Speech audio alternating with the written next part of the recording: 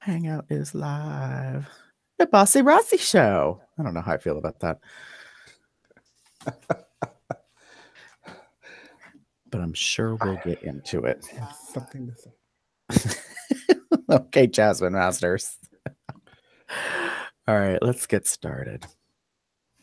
10, 10, 10 across the board.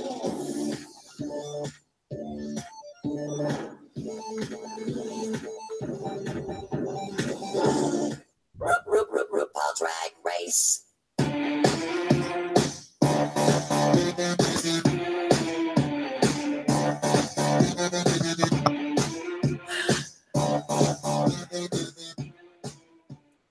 Hey, kitty girls, it's Cubs Out Loud Drag Race, COLDR, Season 10, episode number 5. It's April 23rd, and we got some shit to talk about, you know? Yeah. So, welcome to all three of us, the triumphant. We're back again, bitches. For those of you that don't know, my name is Gary. I'm one of the co-hosts here at Cubs Out Loud, especially here on Drag Race. With me are my ever fabulous, fantastic, and freakadeek co-hosts. Freakadeek. Hi, everyone. It is Damon. How are you doing? Hi, everyone. And it's Linda Evangelista. Did you stone those tights? Did you stone those tights? I don't know if you can see my shirt. No, what's the shirt that you're showing off? Evan got this for me. Oh, Bitch. Oh, he got it for me on like my birthday. I've worn it on a show before. Whatever. we For those of you haven't that are seen it. listening at home, it's a Aja quoting the Valentina quote from last season on his shirt. It's done like in a comic. Beautiful. Yeah. Nice. All right. So yeah, it's episode 5 of season 10. Let's talk about it, shall we? Taco about it. Sorry. Sounds so enthused. Yep, we'll get to that in just a moment. Oh, you're gonna be like that. All right, I'll put it in post. So much for the sound clip. All right. Mini maxi challenge. Chester, why don't you kick us off? What are your thoughts on the mini and or maxi for this week? The mini challenge was kind of fun. I kind of enjoy the quick drag mini challenges. Yeah. I think that Blair had the best look out of all of them. For the most part, they were all kind of sad, but I really enjoyed Blair's look. Mm-hmm. For the main challenge, though, I was not wowed at all. There were funny moments, but as a whole, I was kind of bored through it. So,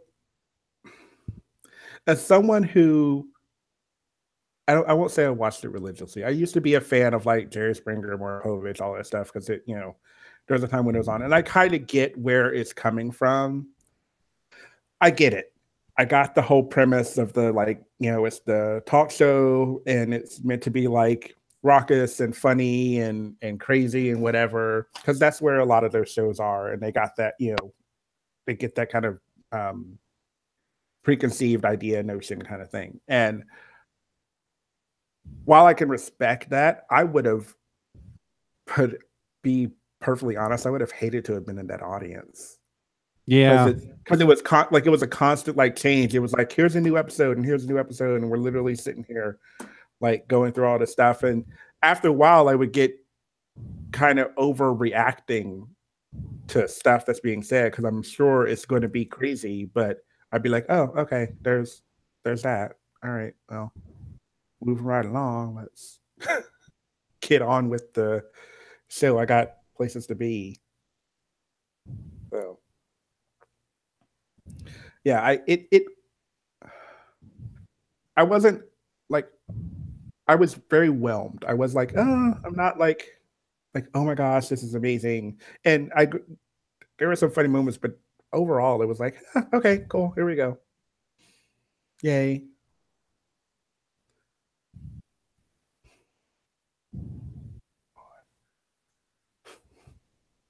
Gary. I just wanted to be sure that like David said what he wanted to say, because it almost seemed like he was just added on to what you were saying. So yeah, Drew says it seems that the comedy was more the focus instead of the drag. Yeah. So we went from soldiers to Bossy Rossy to Denim and Diamonds. Yeah. Yeah. So it makes me wonder if they've got one of them raffle wheels like in the production office, and they were just like zing, you know, and it just kind of randomly picked something, and then they just spun it a second time, and they spun that fucker a third time, because I was like, none of this makes sense to me. How does Rue's drag army go into like the Bossy Rossy, like Jerry Springer kind of thing, and then that turns itself into Denim and Diamonds as the runway thing? I was like, none of this seems cohesive to me. There's a word for you, judges, since you like to throw that shit around to the girls on the runway. Where's the cohesiveness of this fucking show? I don't understand. It was very much like it was a patchwork, like some people's like denim looks. It was a patchwork. I knew you were going to do that. I mean, if they were going the whole like America kind of like theme, if they had said something along those lines from at the mini challenge, like this was America, like them, like, because talk shows, like, you know, reality quote on TV, and then the Denim and Dynam's kind of like, you know, American Denim and all this stuff, I might have gotten an overall like, oh, okay, I get it now. But like you said, this and then this and this, like they're like three, like a plate that has three sections, and it's just, here's your mashed potatoes, here's your chicken, here's like a Thanksgiving plate. Yeah, like here's something here, here's something here, here's something here. About food. Oh yeah, I don't know. It was just a mess for me. Like it was not cohesive. It was very potluck. It was very like, what can you bring for this? This about food. Yes. Are you hungry? Can I fix you a plate? That would have been better.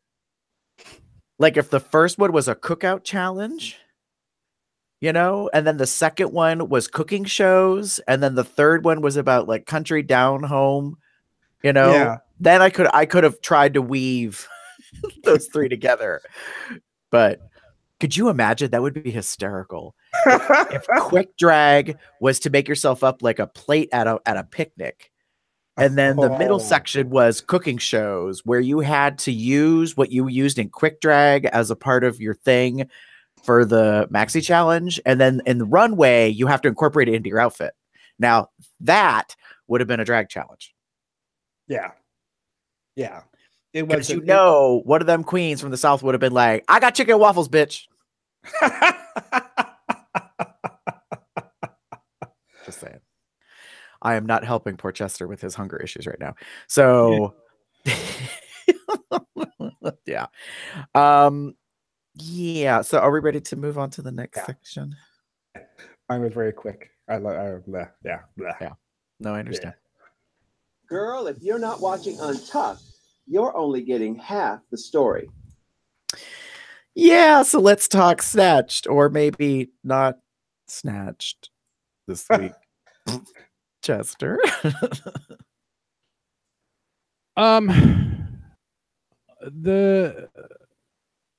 The thing that I liked most about Untucked were the self-realizations. And I'm going to talk about one specifically right now, and I'm going to save the other ones for my snaps. But the first one was Miss Cracker, and how she not only apologized to the whole fucking world on television about behavior of hers, but it was a self-realization to everybody in the room. And she's like, I apologize if I ever show up and I am bringing people down. And that really spoke to me because there's been plenty of times where I have gone to an event or a run or something, and I've been in a pissy mood, and I can tell people do not want to be around me when that happens. And she's like, and this is why. And she says, I don't love myself. And it was just such a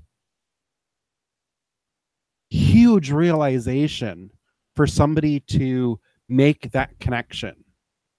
And she's like, and listen, any of you younger people, get it fixed now, because the longer you wait, the harder it is to break out of it.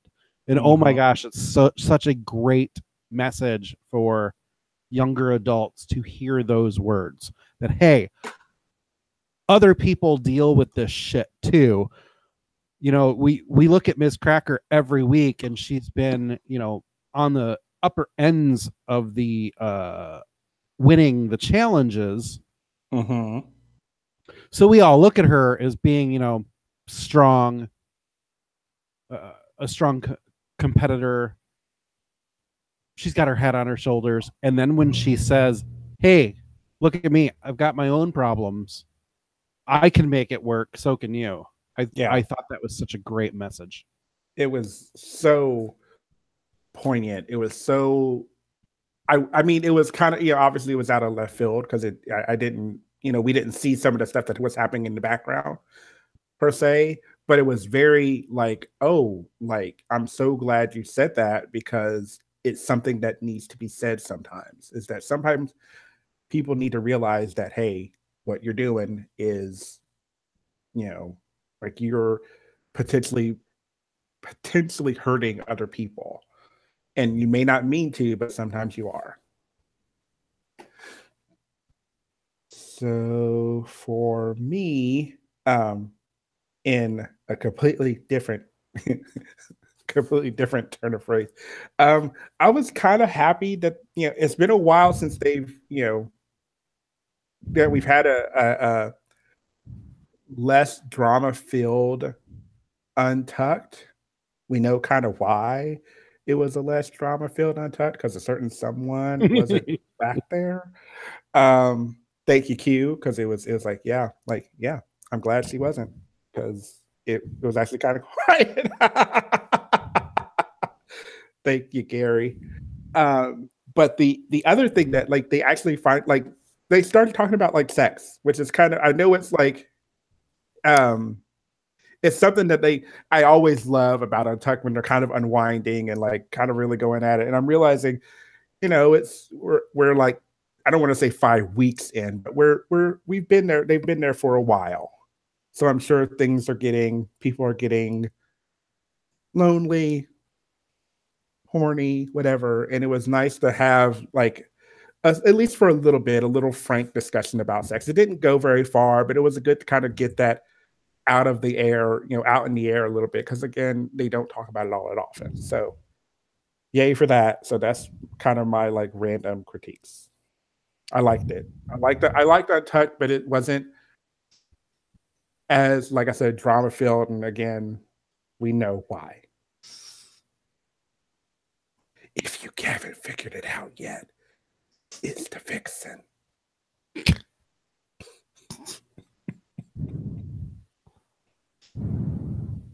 Yeah.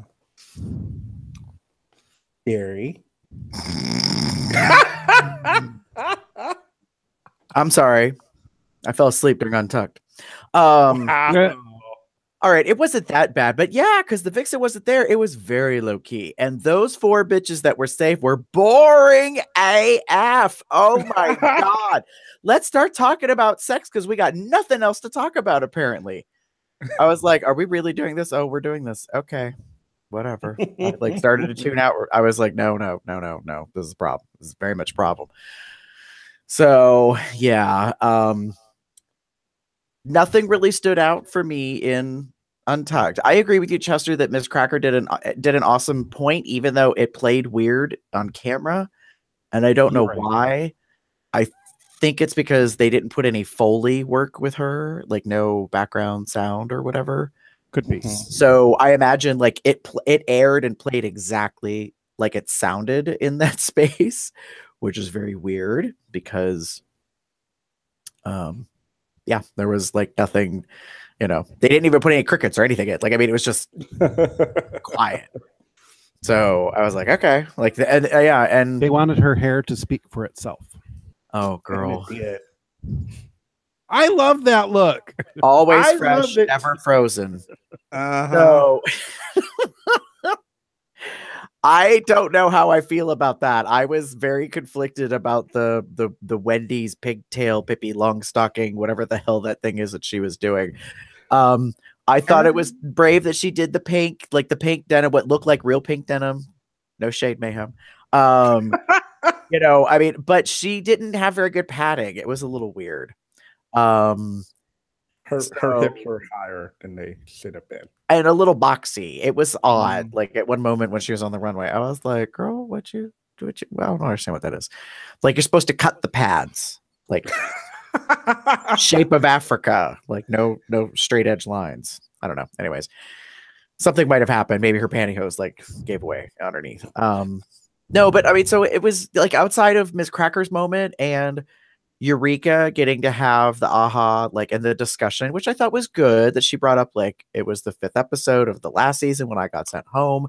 I might actually win this episode. Like, I was like, oh, good. Like, there's a little touching kind of like, you know, moment thing. And I'm sure the conspiracy theorists out there are saying that it was all built that way and manipulated on purpose, that Eureka was going to win this week because this is the week she went home last time. But I will say this, all the previous Rue girls, whenever they've been talking on camera, especially officially for WoW Presents, I've been picking up that there's a theme that keeps running over and over again, that they want to see a big girl win. That's what they keep saying when they see Eureka on camera and they talk about her, whether they toot or boot her look, whether they think that she did good in a challenge or not, like in the pit stop, any of that stuff. I've noticed like this is the consistent thread I hear over and over again. So I'm wondering if like that's a giveaway, if it's a clue. Maybe she's going to go all the way to like top 3. I don't know.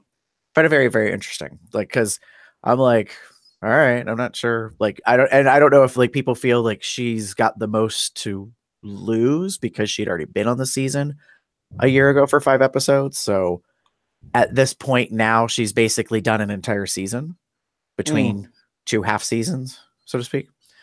I don't know. So yeah, anyways, in reference to Untucked, I was just kind of bored. I mean, even you know, when Mayhem comes back, she's kind of like, it's pretty obvious it's me and Monet and yeah, like, and I'm probably going home and I'm very zen and I'm very namaste. I'm very at peace with this, which is not dramatic. So I'm sure a lot of people were like, what the fuck, bitch? Like, get the hell out of here. Like, yeah, Chester. Well, it's going to end up coming into my snaps and eye rolls now because I want to piggyback off of what you just said. Well, then let's jump into that. So Mayhem and Blair had this really great moment where somebody called out Mayhem for, you know, for being on the chopping block. You're pretty goddamn calm right now. And Mayhem's like, it's my time. It's my time. And she made it a point to say, you know what? I had the most fun with all of you guys these past couple days during this challenge. And it was refreshing to not hear people bickering and bitching and just being there in the moment and being thankful for what they've received so far out of the show. And then to have Blair turn around and validate that and say, you know what? Me too. yeah.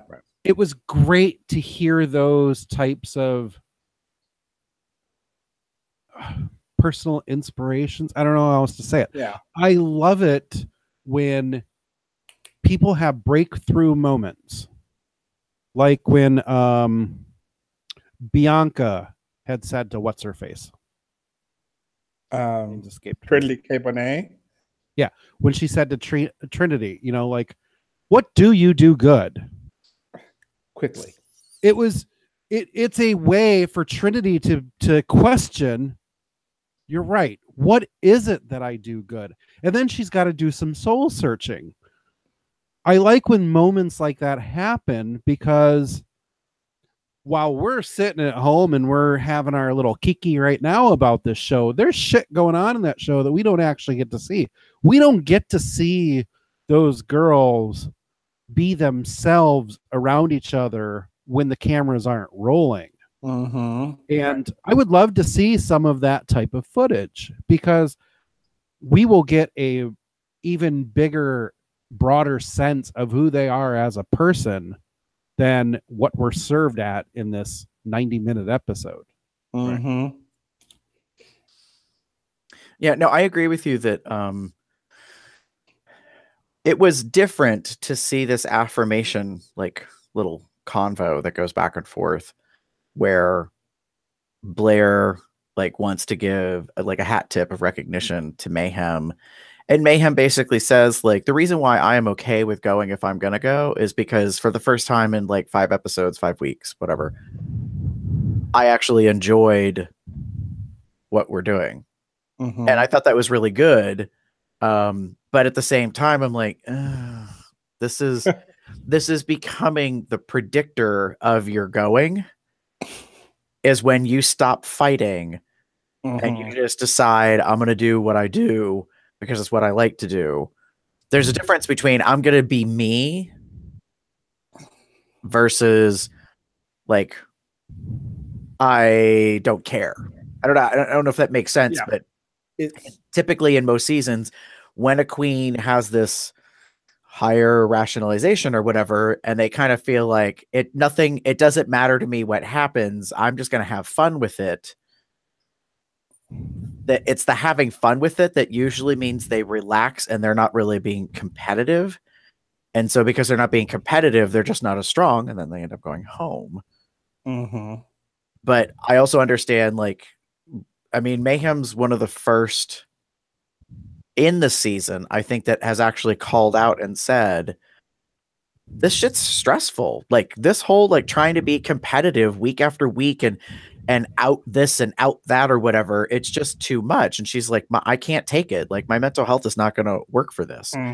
I think we've seen shades of before. I think that's why Adore Delano left early in All-Star season 2. She was just like, no, I'm out. Like, can't, did not sign up for this. Like, I signed up to compete. I did not sign up for feeling like absolute crap about myself.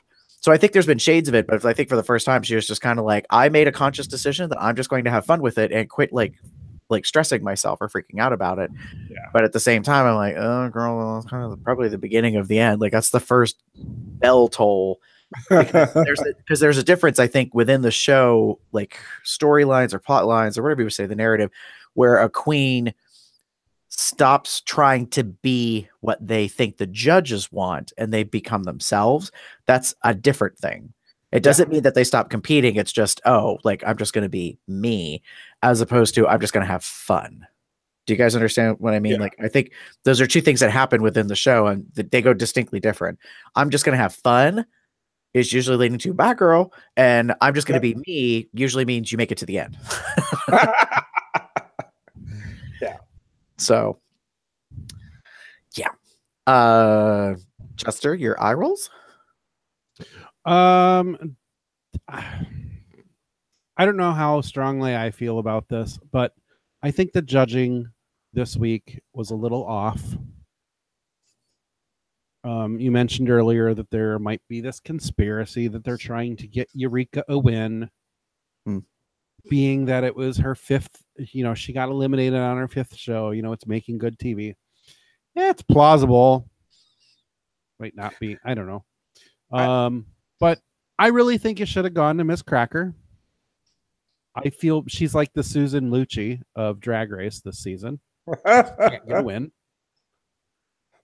And I also feel that the judging for the 3 bottom wasn't correct either. Really feel that Vixen should have been in the bottom too. And again, they might be keeping her around because she makes for good TV. I don't know. It's interesting that you brought this up because I actually had the same thought when I watched the episode this weekend. The judging felt weird. Like, okay, let me just this. So for those who don't, if you haven't watched the episode, spoiler alert, too late. The bottom three were Monet, Mayhem, and Vixen. Now, we can all agree that Mayhem was overshadowed by her partner, right, who was Miss Cracker. Like, we can all kind of agree with that. Mm-hmm. There's that part. Vixen was not necessarily overshadowed by her partner. Vixen and her partner didn't do a whole lot. They had some things that kind of worked, but everything else was kind of bleh. And Monet, her in the challenge was very just odd. It wasn't great. It wasn't bad.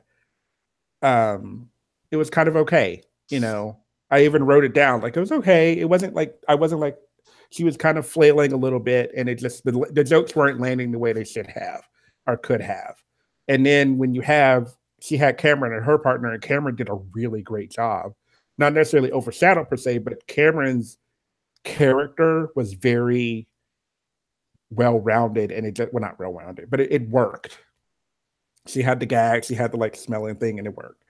And so when I look at them and I go, okay, well, here we go with the challenge. Then we go with the runway looks. I personally liked Mayhem's runway look. I just think it didn't scream denim. And then, yeah. And so, okay, I get why she was in the bottom. Okay. Then I look at Monet and the Vixen's runway looks. They love the Vixen's runway look, and they knocked Monet's runway look. But to me, it was all this like the crotchless onesie, as they were saying, and I was like, it's not a one. I mean, it's maybe one piece, but it's not a onesie. Once you throw the crotch out, it's no longer a onesie. Like, shut the fuck up about it being a fucking onesie. Like, it maybe wasn't the best constructed piece, but the challenge was denim and diamonds. It was a denim and diamond look. And to me, I didn't hate it. I didn't love it, but I didn't hate it. I don't think it was enough to knock her down below Vixen, who didn't do so well in the challenge. And apparently, wow, the judges with this look. If that was her saving grace, then kudos to the person, or if she made it herself, that made that thing for her. Because to me, that's the only thing that saved her, if that's what saved her. So it sounds like, Damon, you're kind of agreeing with Chester in that there's a bit of a question mark on the Vixen being safe versus Monet being the bottom. I think Monet should have, after Monet did better in the challenge than Vixen. And the only thing that saved her was the runway. Now, see, I don't agree in that. I think if we were going to focus on the challenge, like, let's say, which they're not, but let's say the three of them were equal on the runway, Mayhem should have been safe. Vixen and Monet should have been in the bottom. Just because I think, while misguided, Mayhem's irrational fear of pickles was one track, as opposed to, like, you know what I mean? Like the judges said, she kind of went one way when she should have probably gone another way, but she at least stayed consistent in that. I think the other two kind of flailed because they were relying on their partner to like help them. And it's like, no, girl, like, your partner can only do so much. It's improv. Like, you gotta bring it. And I thought that Cameron deserved some recognition because she actually says in confessional, I know I'm going up against somebody who does a lot of comedy, so I've got to bring it. What's crazy is she brings it to a higher level and then in my opinion, outshines the person that's supposed to be funny. I was like, yeah, but doesn't that happen almost every season where somebody goes up against the comedy queen and they do better? Yeah. I mean, I think you have a point. I think that's pretty consistent that happens. it's just it anyway. I could go on. Right. So I agree with you, Chester. The judge is not judging. I think that's a fair statement. I'm not going to debate you on that it seemed a little odd or a little wonky. Really quick, Ginger Tea Time over in the chat said Cameron's white recycling realness was so wonderfully trashy. I like that comment. Yeah. And Drew had put in, it looked like a frame around her crotch that twisted every time she walked. It was distracting. Well, all right. So is he talking about Monet's crotchless or bottomless onesie thing, or is he talking about the Vixen's mermaid bottomed denim thing? I don't know, but we've learned because both of them are, in my opinion, had issues. So ever since I saw Aja in her really terrible disaster outfit, I can't stand when queens wear chaps anymore. Like, and I can understand that's all I focus on is their crotch to make sure nothing is bunching up or moving weird. And ever since then, everybody's does. I agree. I think no a crotch fucking chaps. I think unless you're a Leatherman. I don't like the chaps because and that's okay. All right. I know why it's a problem. It's because these are usually men dressed as women wearing things that are potentially meant to be more feminine. And what you're getting is this weird, like boxy, like awkward, like look thing. And it never works. I don't care how tailored that fucking shit is. The minute you start walking like a woman with some crotchless things on, you're going to get like, I'm going to be looking at the middle. I'm going to be looking right there. Like, that's where I'm looking. And okay. Drag queens, if you're listening, listen close. Make chaps that look good. Yeah, because we're doing Drag Race. There you go. Right. Well, here's the thing is chaps as a fashion statement are typically worn by men, not by women. They can be worn by women, but they have to be they should fashion-wise fit very, very well. Mm-hmm. That's rare because you have to know your shape and your size really well, which most of these guys as girls don't know their shape because it's not their real shape. It's a fake shape because they're adding stuff, like they're making themselves hippie and all sorts of stuff. So that kind of plays with shit. And then on top of it, my feeling on it is like right now, I'm okay if someone wants to do chaps, but here's what I got to say. Pick a stretchy fabric, bitch. Pick a fabric that actually like matches to your contour as opposed to what doesn't do that. You know what doesn't do that? Denim. You know what doesn't do that? Leather. Like that shit does not stretch. You can get fake versions that stretch and that probably would have worked better for you. But in this case, not so much now, because I agree. As is being said, like Jay's, says, I didn't notice that until the judges pointed it out. Drew's like, it looked like a frame around her crotch. It twisted every time she walked. It was distracting. It buckled every time she moved, showing that it didn't fit well. I'm like, yes, exactly. Like that's part of the problem. Like you just now. The reason why I'm thinking about this is because I'm like, we're about to go somewhere this weekend where we're going to see a lot of men running around in chaps. And we probably won't have many of them where we're kind of like, bro, like, very well. Oh my God, I never thought about that. But I'm so going to be staring at guys' crotch this weekend, and not because I'm wondering what's in their pants.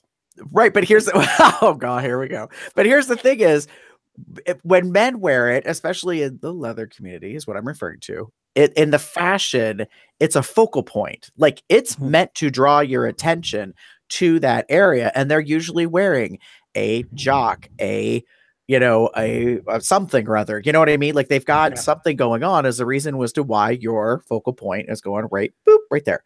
So I think what the queens are missing is when you do that, you are very much picture framing your pussy. Like, and if you're gonna do that, you need to step that shit up. Like it should be, it should be kind of like Valhalla, like, you know what I mean? Like people should be losing their mind because they're actually looking at your crotch and not going, "Ooh, no, girl." Like, like that. I'm sitting here wondering, like, of all the things, like a couple of the queens did, why did you do like crotchless or chaps or things? Like, for the love of God, do a fucking skirt, do some fucking denim pants. Like, let's not do like, I know it may be basic, but come on.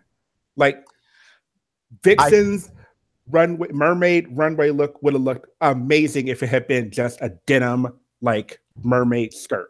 If she didn't have the crotch, like if just come on, like. I think they went for chaps because they think it's country western and they think like that's a thing. But let's be real. How many times do you see the Judds or Winona or Shania Twain or Carrie Underwood or pick any bitch in country? How many times you see them run around in chaps? Let's be honest. Not very much. Not very much. Yeah. Like, so I think that's a misstep. And so my advice to all the queens is, not to piggyback on what Chester was saying, just don't. Like, if anyone says to you, you got to do chaps, say no, unless it is a challenge in season 11 or season 12 or All Stars 4 or 5 or whatever the fuck. If it's not a challenge, just no, just walk away. No chaps. No chaps. Because that's the my no chaps. No chaps. Like no capes. No capes. No chaps. Now someone's gonna turn that into a meme. I'm doing it right now. You know, I am not shitting you. I'm searching meme creator right now. They're gonna take every queen that has ever worn chaps on RuPaul's Drag Race, like when she said it in The Incredibles, right? You're just gonna rattle off every single time a bitch wore chaps, and that stuff did not work. Awesome. And the last frame is Edna's face. No chaps. Oh, okay. Moving on, David. What are your snaps? So two snaps for me. One is of the look, since we've been talking about looks. I loved Asia O'Hara's runway look. It was the most just beautiful, like it just all worked for me. The shredded denim kind of, they kept saying Mad Max and then, you know, all that Tina Turner kind of thing, which yeah, whatever. But it all just worked for me. I loved the way it fell, the way it moved, the cape in the back. It just all just was like, yeah. Right. Like that's how you fucking do a denim and dynam shit. Like that right there. It was a redemption for her compared to last week's shit with her not finished looks. Mm-hmm. That was awful. And then on the other side of this, my other snaps is actually we were talking about it a little bit earlier. The whole like Rue's crack up during they were talking about they were doing the critiques, and they were talking about, I believe they were talking about Monique Hart and her and Blair's like safe word during their challenge was Vanjie, and Rue didn't hear it, and then she's like, what is it? And then she like starts cracking it. I loved it because her and Michelle have been doing, I mean, I know they've known each other forever, and it just works so well because she is, the minute Michelle says Vanjie, Rue loses her shit and just starts laughing because we saw it after the first episode. And I know there's been a meme out there that are just a post, someone saying that, I mean, love Miss Vanessa Vanjie Mateo, but she was on the show and left the first season, and ever since then she has been mentioned in some capacity. So it is because she's made a mark for herself with two words said 3 times. Well, I mean, David, I don't know if you caught last week's episode when Chester and I were talking with Smashy at Drenched Fur. We're in the ballroom and it's like 250 gay men. It's a dinner. We're making announcements. And then some motherfucker, who I love very dearly, because I know who it was, later reveals that they were the one that started in the ballroom out of nowhere. They go, Miss Vanjie. And then the whole room just ends up erupting in this echo of it. And then I mean, Timbers just said he went somewhere this past weekend and was someplace, and the same thing happened. He was at a pool party, and he said it was like playing Marco Polo. He was going around in the pool and was like, Miss Vanjie, and then people would call it back, and I was like, oh, it's a thing. I mean, even other people who don't know what the hell's going on. Chester, you were saying that Dane kind of gets it now, or sort of. He finds it funny. Dane was standing behind me in the ballroom, and because I was up in the front at the stage where you were, and he was about 10-15 feet behind me. Now, on our car ride down there, he had said, hey, what's this whole Miss Vanjie thing about? Because somebody linked me this thing with, I don't know her name, but it's from the Dog Girl mashup on Full Metal Alchemist. Right. Oh yeah. Which we all know Dane finds that shit fucking hilarious. But they wrote something about Vanjie in there and posted it to Dane's wall, and he's like, I don't get it. So then I had to explain who she was and why it was funny and why it became a meme. And he was like, nah, whatever. I don't get it. It's Drag Race. Whatever. So when that happened, I turn around and Dane, who doesn't watch the show, is rolling because he got it. Right. Oh, nice. It's she's famous. She's infamous. Yesterday I had a YouTube video show up, and it's from like Ms. Mojo, and it was the top 10 Miss Vanjie memes. So not only has it been memed to death or memed to death, it's now it's become so popular that there needs to be like a top 10. Like that's a thing. So well, you know that drag culture is having an effect in the greater world, because I am Saturday morning at breakfast in Pittsburgh in Shadyside at Waffles and Caffeinated. Give them a shout out because they make some fucking great shit. While we're waiting to get our table, we like did the app RSVP kind of thing. So we walk in, we got princess parking, it was very nice. And we come walking in, and there's people in front of us, like putting their name in. We're just waiting to be told that our table's ready. And I'm paying attention to the baristas over here. And there's 3 of them. They're all young. They're all in their 20s. There's a guy and 2 girls. And the one girl kind of explained something very out loud, like something like, I need juice. And the other 2 just kind of look at her, and she goes, oh, sorry, that was kind of loud. And they're both like, yeah, girl, it was kind of loud. And they're just talking about each other. And I'm not paying attention. And then all of a sudden I hear, and then all of a sudden I hear the one say to the other, and she was like, girl, you best. And I was like, I recognize that accent, but it's coming from a straight girl. I'm pretty sure it's a straight girl. Like, and so like, and I was paying attention, because then for like the next minute, as we're proceeding to our table, they're going back and forth. And I was like, look at that bitch is like kiki back and forth. I said like, and I thought, I didn't say anything to my best friends that I was with, because they don't really watch the show, but I was like, oh, you all been infected by Drag Race. I see what's going on. Infected. Well, I mean, so like when it becomes a part of the everyday vernacular, people kind of like, talk in that way. There's a part of me that's like, well, it can be annoying. It's probably better than what is it when you change your vocal fry. So I think there's there's a time and a place when certain things happen. And so if they had said Miss Vanjie, I mean, that would have been like the cherry on top. So yeah. We'll see how that goes.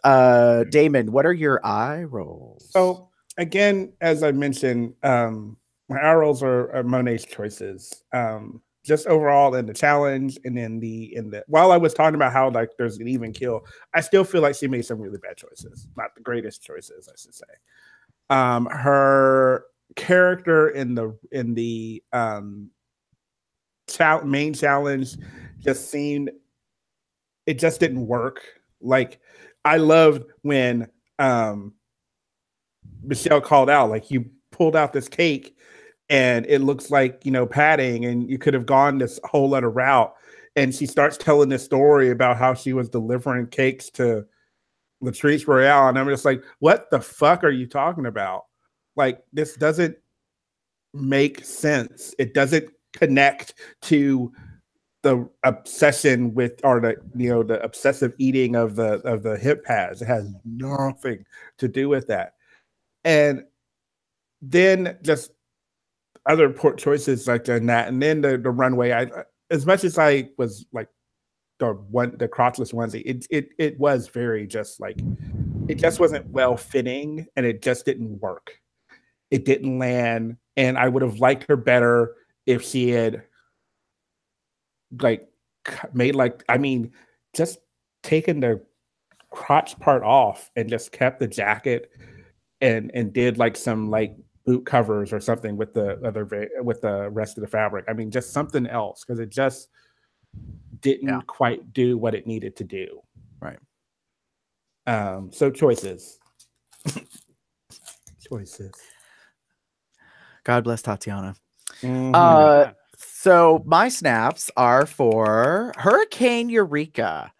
I want to give it up to Miss O'Hara because yes, she like kind of had her episode. Yes, she did end up winning. I did not think that her runway was that spectacular in comparison to the others. I think the bling factor was not really there. Yeah. It did have a little bling to it, but compared to the other girls, they were very much going for like Elizabeth Taylor white diamonds. Like you could clearly see that shit. And hers was more subdued because it was a part of the pattern and the Paisley like panel shit. So I felt bad for her, but she did look cute. Really, the reason why I'm giving her snaps is because the bitch put herself out there in a way that I was fearful of for her. Like, as a person who is big, the last thing I would ever dream of doing in my life is walking out on a stage in front of a live crowd almost naked. So she walks out in this big ass like cloth diaper type deal with the bib and that, and I was like, oh my god. Like, don't get me wrong, I like big girls, chunky yet funky, Latrice Royale, the whole bit, like, but that takes some nerve. Like, I can't even comprehend like what was going through her mind to go out there and do that, because she basically, I mean, it was balls to the wall. She was just like, basically, fuck it, like, I'm just gonna do it. And the whole time I'm like, is she ready to poop herself?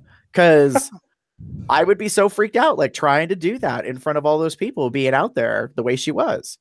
So, but she stole the show. Like, while Aquaria was pretty good, she kind of kept faltering a little bit. She wasn't keeping the energy up, which was part of her issue. And I think that's what some of the queens had problems with. Like, they weren't delivering at the higher level, that because it's the Bossy Rossy show. It's supposed to be crazy and over the top, and you're not really delivering that level. You're kind of delivering a flat one note, which is a little weird for some of them. But Eureka just took the reins and ran with it.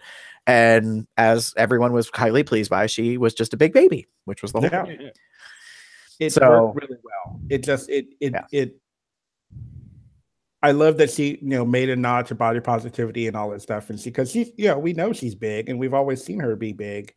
But this time around, she kept it, I won't say simple, but she kept it like, I'm not going to pad. I'm not going to, cinch myself up. I'm going to just come out here in basically nothing, he said, and show off who I am and be happy with that. And I mean, like, she's been gone for a year and she, has had the surgery and all that stuff, and she still looks about the same as she did last year. There's not been much change.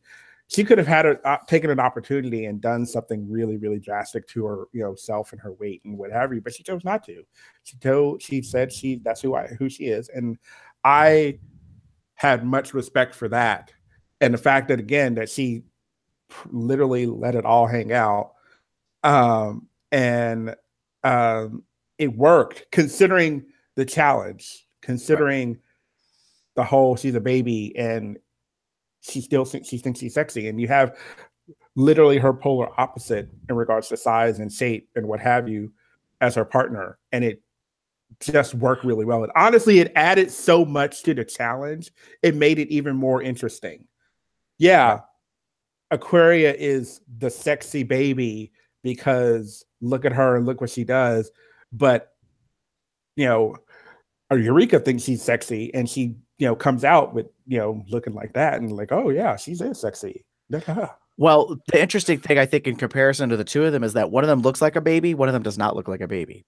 One of them looks like a fat, chubby baby. No offense, Eureka. The other one looks like a boy in a cloth diaper with a bib on, with like, the hat thing. Like, I'm sorry, but Aquaria looked like a stick boy, like dressed as a baby. So it's not that she needed to put on an illusion, but she probably would have done better if she had put pad and, you know, done padding and some other stuff to kind of make her look more womanly or something instead of just like she does. Yeah. So I don't know. I found that kind of interesting. So I want to give snaps to Eureka. And then my eye rolls is the shit that we've been like complaining about. I call it assless onesie mermaid chaps. What the fuck? I don't know who designed these things. I don't want to know who designs them, because if I find out, I'm going to tell every queen out there, don't go back to, don't you dare. Don't you dare give them any money. Don't buy anything from them, and don't take anything if it's a free donation. That's a no. Because that shit was awful. I did not like it, and I'm glad that I wasn't a guest judge on that show, because I would have read them for it. I don't care what anybody else had to say, and I could have been like thrown off by Rue and Michelle and Ross or whatever for speaking my mind, but it would have been like, that is ugly. That is a no. I don't understand where this comes from. It is ill-fitting, Miss Monet. And the Vixens, I was like, what is going on? Why am I staring at your crotch? Why am I looking at your swimsuited, like, diamondy kind of crusted crotch? Like, no, like, it just bugged the shit out of me. It was fine for a silhouette kind of thing. And Michelle and Rue can talk all they motherfucking want about this. She should have been cinched, blah, blah, blah, you know, and it would have made a better effect. Yeah, it would have given her more of a waspy hourglass figure, but it still wouldn't have fixed the problem with her crotch. I'm sorry, but it's just bad. And I don't know why that was a thing. Like, and all I keep thinking is either the bottom of the dress should have been completely different, or she should have just like been cut off at the waist and it should have been solid paneled or something. You know what I mean? Like, I don't know. I'm honestly surprised that there was not a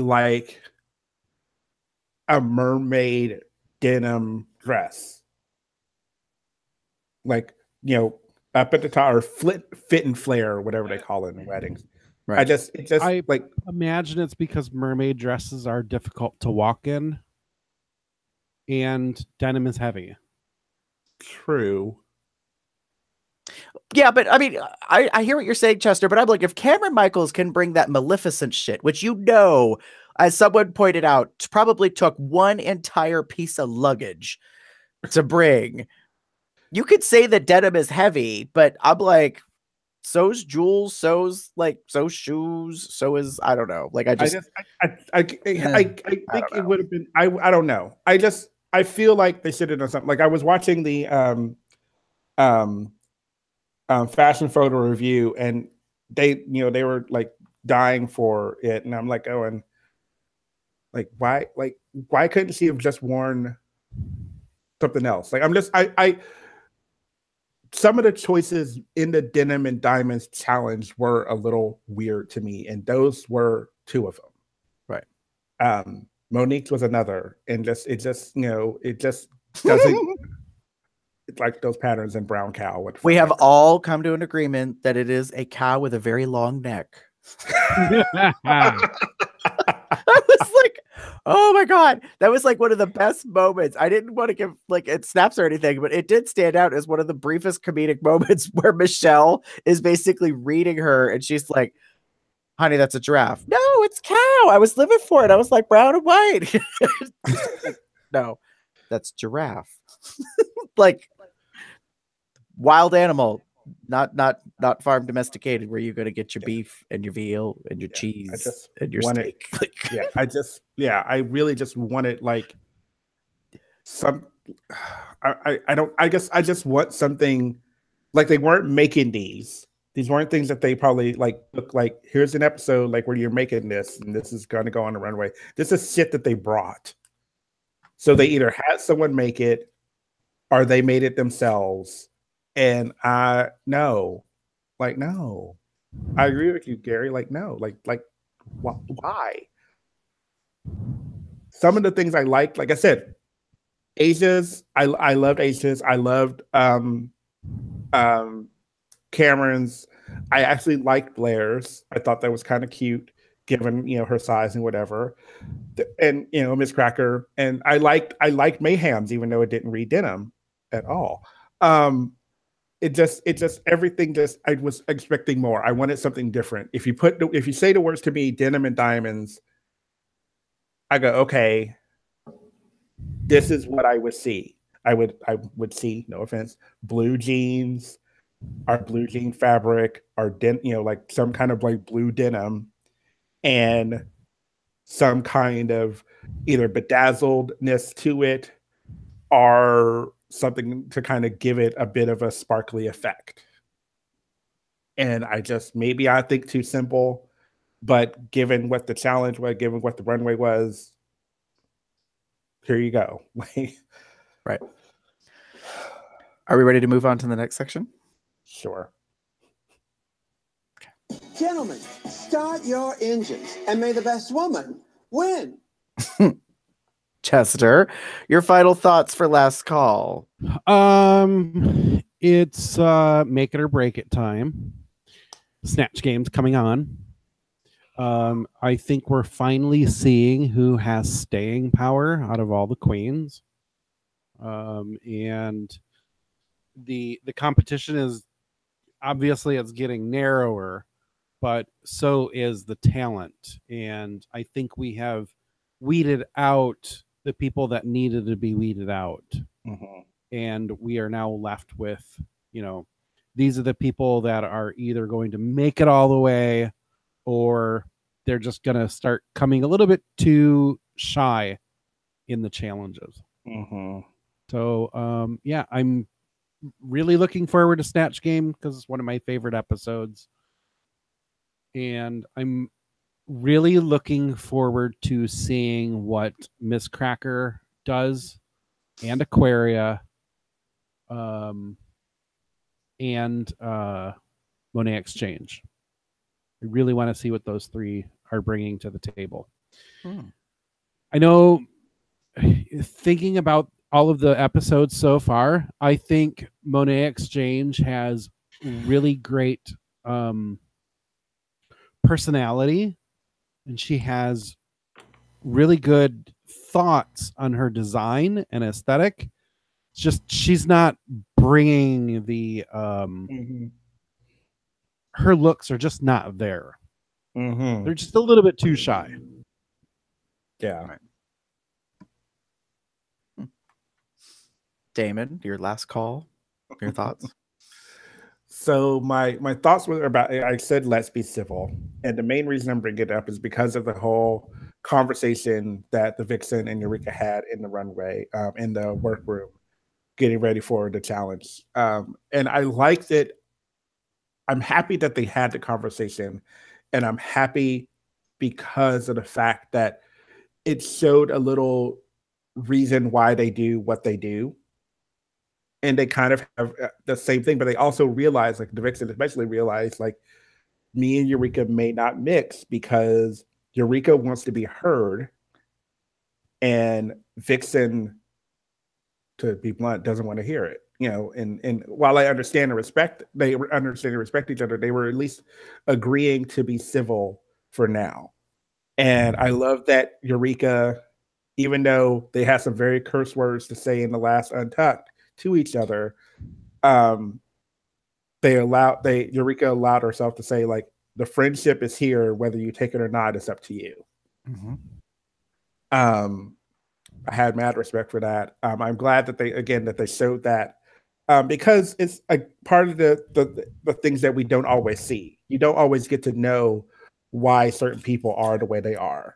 And the Vixen indicating that, she came in and she just wanted to, she used to just come in and, get her check, her money, and then, do her show and be on her way. And she realized that she now had a platform to be a little bit more proactive and be a little bit more vocal about things, has allowed her to now to be full. She says she goes to 100. It's why she does that. And I'm like, oh, and I'm glad that she finally said, even though Miss Cracker had mentioned a couple episodes not to go, like, can't you go to 50? And she was like, no, I can't. And I'm like, now she's maybe realizing that she needs to figure out how. Because I think at this point, she needs to understand that in order to get further in the game, she's going to have to tone it down a little bit. And the fact that, she tried to, quote unquote, sabotage Aquaria and Eureka, and she ended up giving Eureka the win, essentially. Maybe a little bit of a sobering moment for her. Yeah. Yeah, I think that you have a good point, and that kind of ties back to the earlier discussion about if the Vixen had left, like perhaps the show would get super fucking boring. So maybe she was kind of saved to see if there's going to be some more drama or not. It would be interesting if the Vixen and Eureka made it to top 3 together. Oh God, girl. But I don't know. Like I just don't see. Well, I think the Vixen is pretty good, and she has a pretty straightforward, like engaged mind. I also see that her temper is a bit of an issue, and that could become very explosive and very much bite her in the ass. If she has another outburst like that again, I'll be like, girl, you're gonna lose bookings. Like, because as a person who would book entertainment as a promoter, I'd be like, I don't know. Like, I don't want to be dealing with that shit. But that's just me. The girls need to realize that their reputation is on the line, not just the $100,000, but their reputation. Look at all those clubs that didn't want to book Valentina after they heard all of the horrible shit that she does when she's on tour. Well, I mean, we've seen how it's happened. I mean, Fifi O'Hara went through this horrible, kind of initiation trial by fire period, in the public realm before we got to where we are now with social media in terms of bookings and things, because of supposedly how difficult she was to deal with and her like outspokenness. And, it's kind of like, it seems like every season there's a queen that everyone kind of like, doesn't get along with or doesn't work well with or whatever. So I don't know. Like, I kind of hope for her sake that she is learning or going through stuff, that but this season seems very self-aware, like in terms of like social media, that kind of stuff. So I don't know. Vixen definitely does have the attitude that's kind of like, I give no fucks. Yeah. And I guess what we're saying together as co-hosts is, girl, maybe you should at least give a fuck. Like, just not a big one. Doesn't have to be maybe very big. 50% of a fuck. Yeah. Touche. Yeah. So interesting. Yeah, the civil thing will be interesting. For me, my last call is just simply, it's the mid-season lull. I hate to say it, but I'm bored. Like, this episode was not that engaging to me. It was not that exciting. It was kind of a sleeper. I felt bad. That not that it happened, but it wasn't there for me. Yeah. And I also want to address something that kind of got brought up on Facebook by friends of mine. And I felt bad for them because they were sort of being shady. And then I think after I pointed out something, they realized they were being shady and they didn't know better. So if anyone wasn't aware, some people talked about Shania Twain and they actually commented that they thought she was on drugs. Like there was something wrong with her or something weird was going on. So if you're not aware of Shania Twain's like career, she stepped away from the spotlight for a while. She actually fought Lyme disease, and the Lyme disease actually affected her ability to sing and to speak. It affected her voice and part of her mind. And so, yes, she does not sound the same as she used to. She is not this exact same personality that you previously remember that was very up and bubbly and all this kind of stuff. And so I knew when she was coming on that she had gone through a medical trial. I just couldn't remember quite what it was because I've liked her music. I've not been a big fan. I'm not Cameron Michaels, who did drag to her as a young child.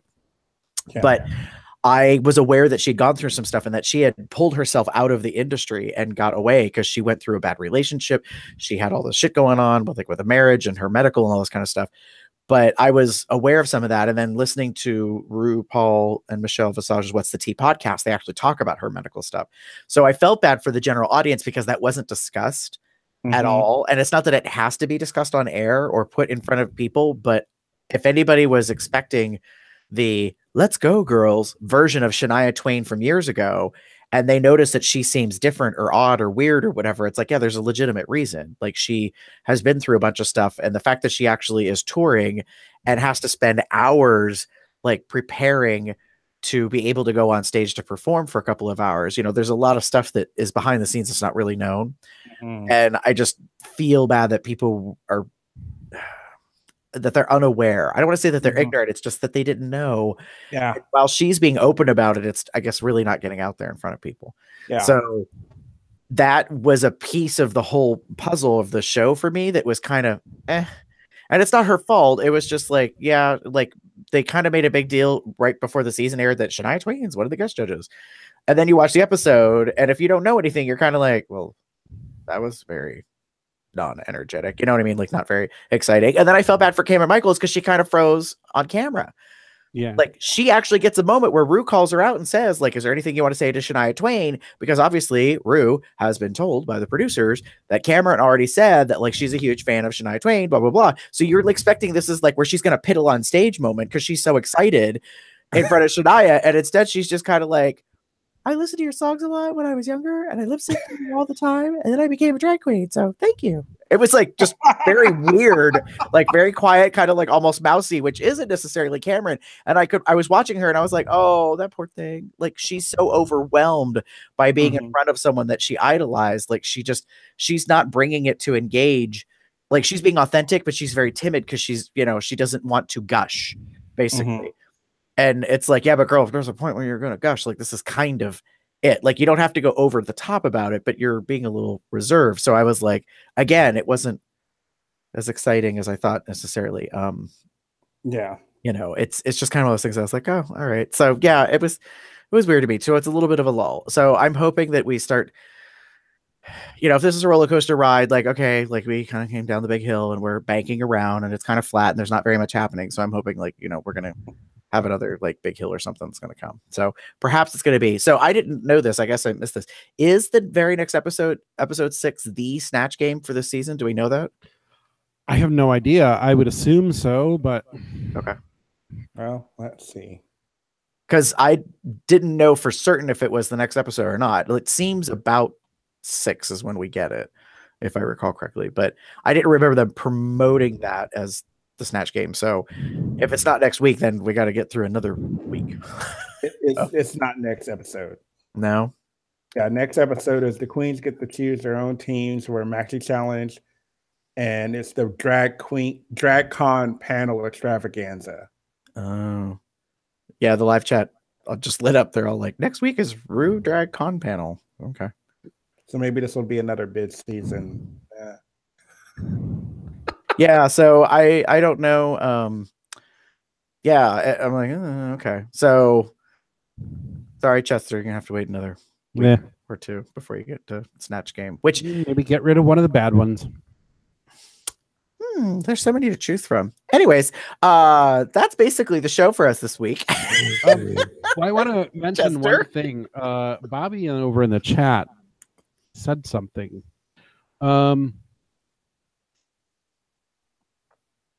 Have you seen the guy on American Idol who's in the top 10? He's a drag queen.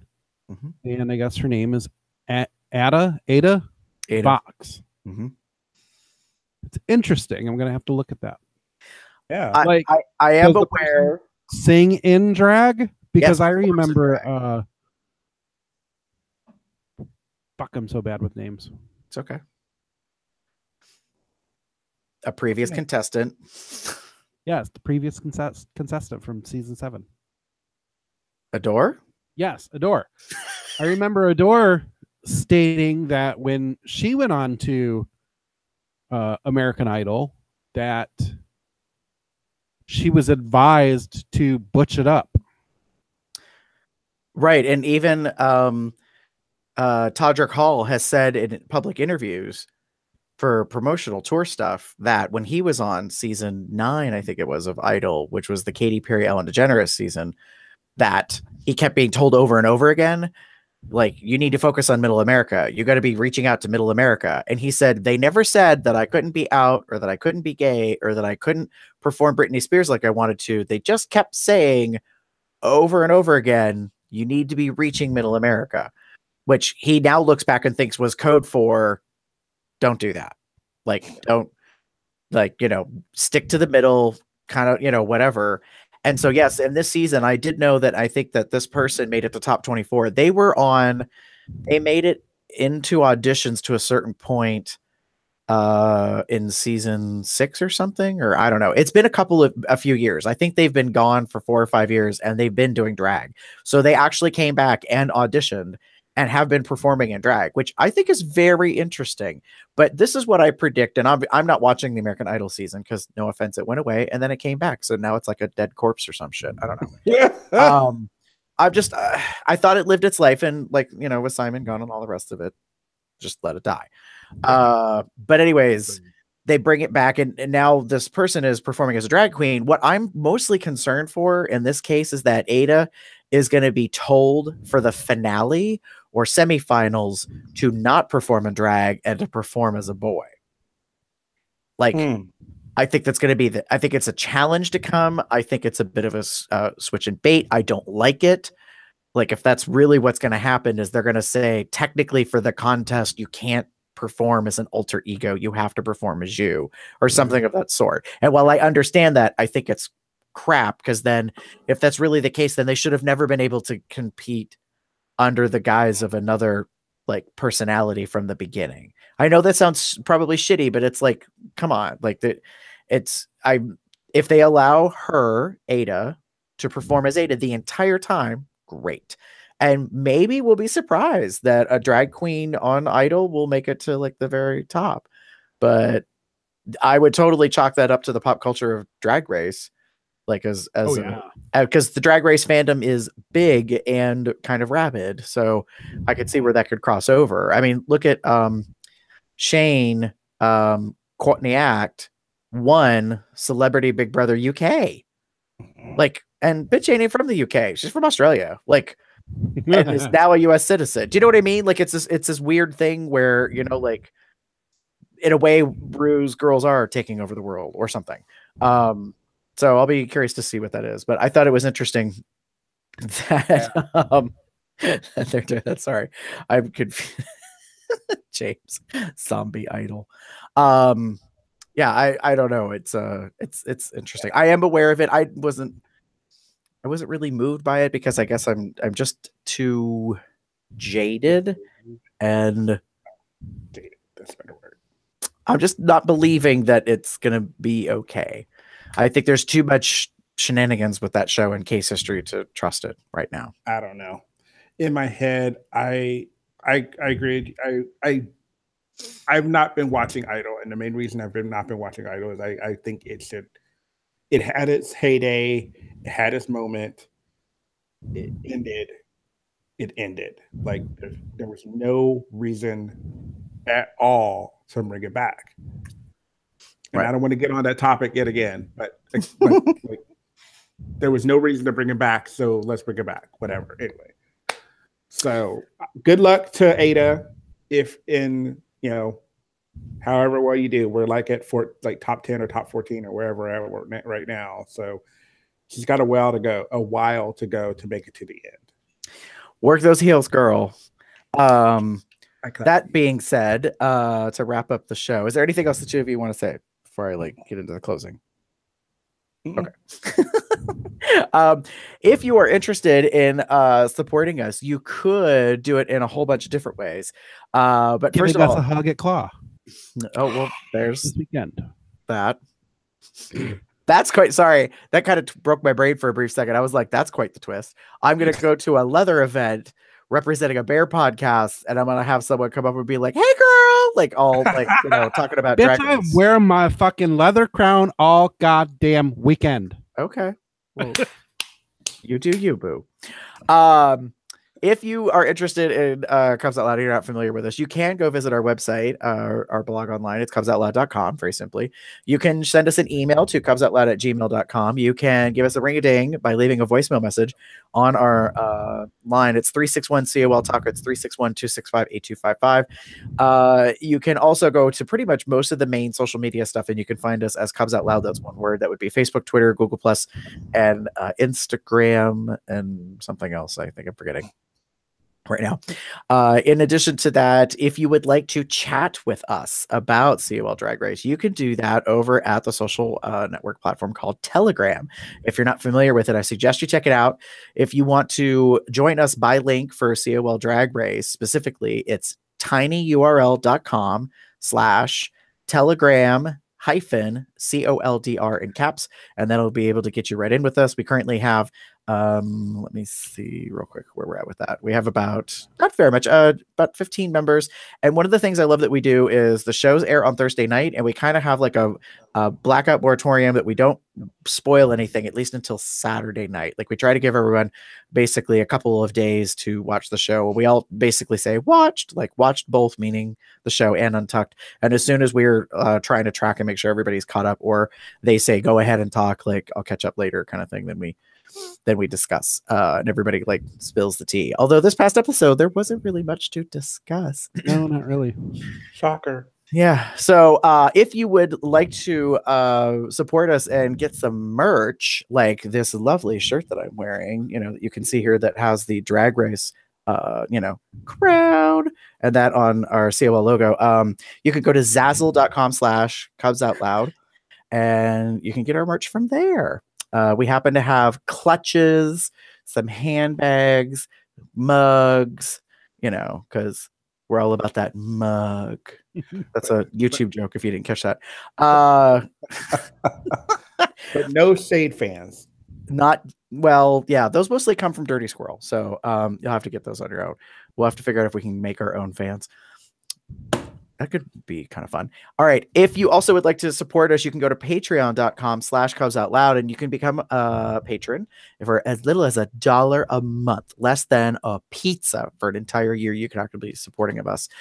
So that's another way you can support our little podcast adventure here. And of course, wherever you get your podcast, you can rate us on iTunes. You can give us a thumbs up on Stitcher Radio, leave a comment, tell everybody how great we are because we're fabulous. And then obviously here on YouTube, if you're watching the video, it's youtube.com/cubsoutloud. And you can actually get us and find us over there and check out what's going on, not just for the COL Drag Race, but for the other stuff. Yes, absolutely. Subscribe. If you want to get in touch with any of us, I go by GareBear73. That's GARBEAR73. My name is Gary. You can pretty much find me anywhere online if you want to reach out and have a little kiki. Damon? If you wish to get in touch with me, I'm TheaterCub79 on most Bear chat sites and also Facebook. Or you can find me as pup_umbra on Twitter. You can find me on Tumblr or Twitter under the name The Pup Up There, or various bear dating sites across the net under the name Pup Shutter or Cupcake76. And with that, we are going to take it to the moon, just like they do on the show.